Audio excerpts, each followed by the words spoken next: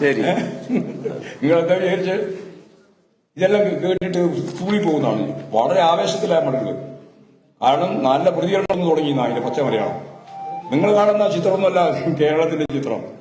കേരളം ഇത് ശരിക്കും ഉൾക്കൊള്ളുന്നുണ്ട്. അപ്പോൾ ഞങ്ങളുടെ ജാഥ സ്വീകരണം ഇനി ഗംഭീരവും, ഇതിനേക്കാളും ഗംഭീരവും, ഇപ്പൊ നിലവിലുള്ളതിനേക്കാളും ഗംഭീരവും. നിങ്ങളെ തിരക്കഥയൊന്നും ഇവിടെ ഏശാൻ പോകുന്നില്ല.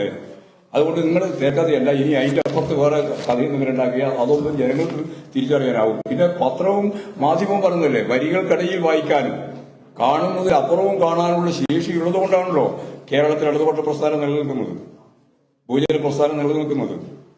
അതുകൊണ്ട് നിങ്ങൾ ആഗ്രഹിച്ച പോലെ കാര്യങ്ങൾ നടക്കുമെന്നുള്ള പ്രതീക്ഷ വേണ്ട. അതാണ് പറയാനുള്ളത്. സുധാകരൻ പറഞ്ഞതും അതുപോലെ തന്നെ സുരേന്ദ്രൻ പറഞ്ഞതും എടുക്കുകയാണ്. ആവശ്യമായ നിയമപരമായ നിലപാട് സ്വീകരിക്കും.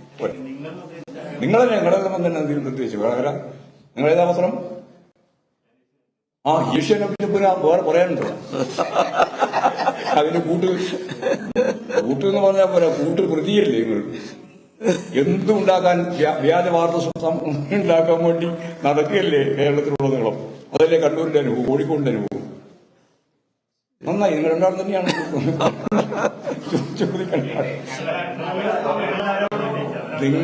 നിങ്ങളെല്ലാം പറയുന്നത്. നിങ്ങളെല്ലാം പാവങ്ങള്, നിങ്ങളൊന്നുമല്ല.